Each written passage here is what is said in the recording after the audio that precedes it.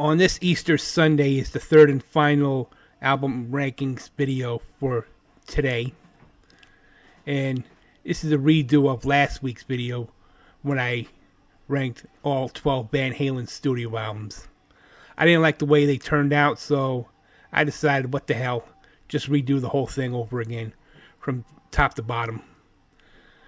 When you're done here, you can go check out the previous two videos I already uploaded, like the Aerosmith one I did, and the 10 best albums of 1981, from worst to best.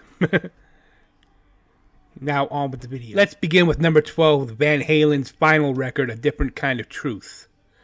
Released on Interscope Records, February 7th, 2012. It is the first full-length album of studio material with lead singer David Lee Roth since 1984. The first and only album to feature Wolfgang Van Halen on bass guitar, replacing longtime member Michael Anthony. It was produced by Van Halen and John Shanks. John Shanks is known for being a producer for Bon Jovi albums. You see, I did not care too much for this record at all. Even though it made it to number 2 on the Billboard 200, by the end of the year it sold in excess of 411,000 copies in America alone. Failed to go gold. Songs that stood out were Tattoo and She's the Woman. Anything else, go fuck itself. Next. Number 11 is Van Halen 3, released on St. Patrick's Day 1998.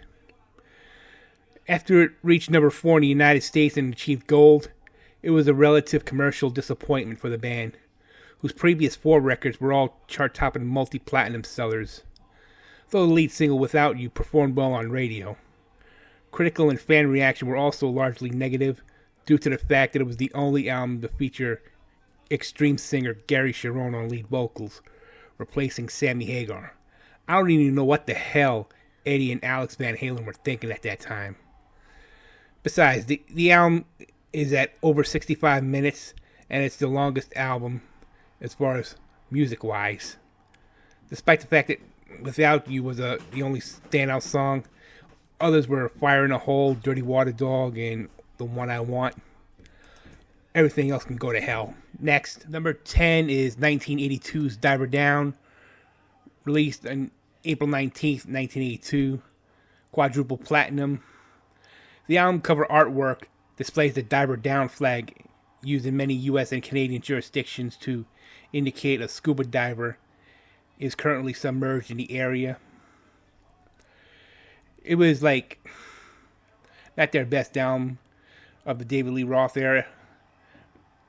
It only featured 2 standout tracks were cover songs, Oh Pretty Woman and Dancing in the Street. Next, at number 9 is Fair Warning, released on April 29th, 1981. It sold more than 2 million copies in the United States, but is the band's slowest selling album of the David Lee Roth era. Despite the album's commercially disappointing sales, Fair Warning was met with mostly positive reviews from critics. The album was listed by Esquire as one of the 75 albums every man should own. The standout tracks include Unchained and Mean Street, and it reached number 5 on the Billboard 200. Next. Okay, previously I had this one at number 7, but it's number 8 now. Women and Children First, released on March 26, 1980. Featuring the standout tracks And the Cradle Will Rock and Everybody Wants Some. Since its release, it went to number 6 on the Billboard 200 and went triple platinum. It's good. It was a heavy record. It started to get heavy about this time, both sonically and to a lesser extent thematically. But they didn't hit the greatness part yet until like towards the mid 80s, I believe. Next. Now this one makes it to number 7. Up a notch. That's Van Halen's Balance, released on January 24th, 1995. It was the 4th straight number 1 album on the U.S. Billboard 200, reaching triple platinum status. Produced by legendary producer Bruce Fairbairn at 5150 Studios in Studio City, California, and Little Mountain Studios in Vancouver. It features the songs Don't Tell Me What Love Can Do, Can't Stop Loving You, Amsterdam, and Not Enough, along with the Grammy-nominated Seventh Seal. Next. Number 6 is For Unlawful Carnal Knowledge, or FUCK abbreviated.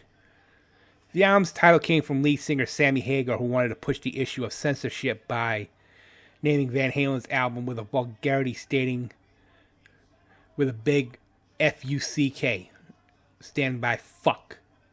But soon cooler heads prevailed and he just backed away from that. So they just called it For Unlawful Carnal Knowledge. It was their third straight #1 album on the Billboard 200 charts. Maintained a position for 3 consecutive weeks.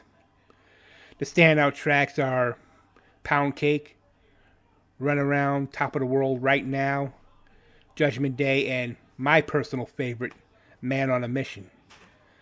It has gone triple platinum as we speak. Next.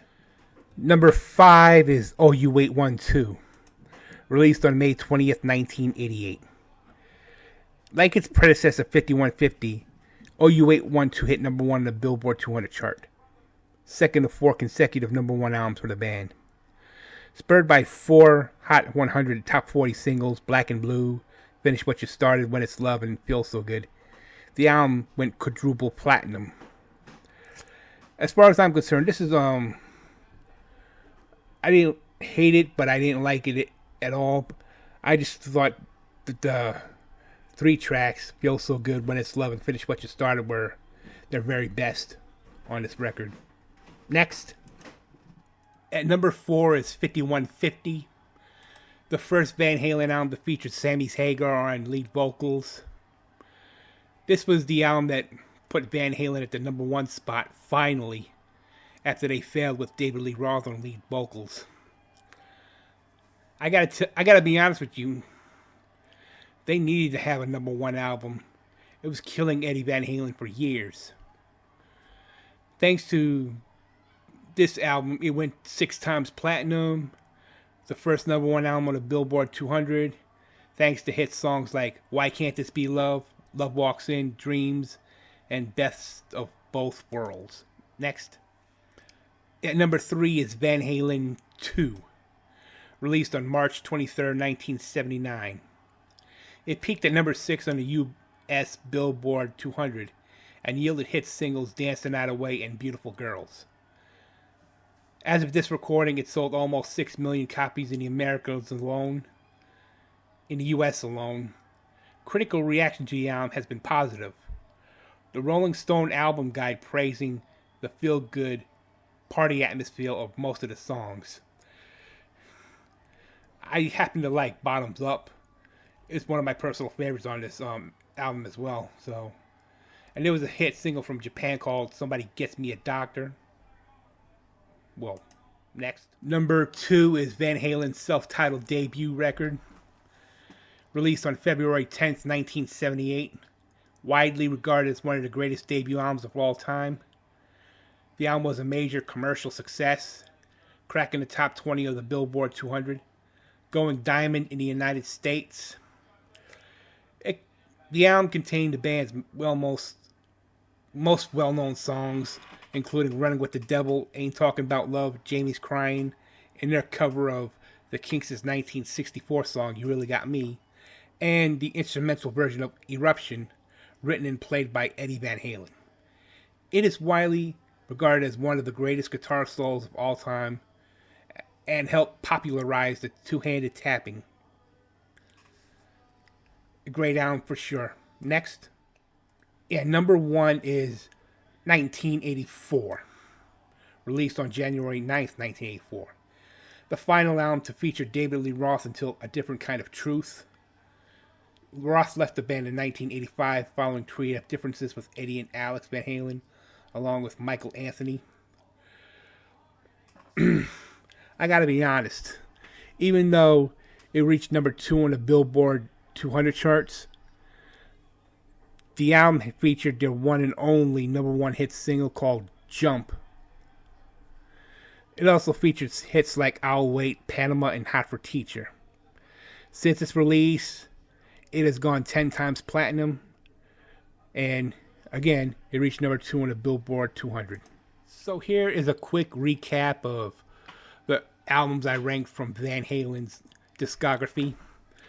Now, this is much different than the one I did last week, than I had taken down, because I wasn't happy with it at all. And I think this should please a lot of you fans out there as well, if you're interested in Van Halen. Again, when you're done looking at this video, you can check out my other videos on the album rankings playlist. It's in the description box below. Don't you be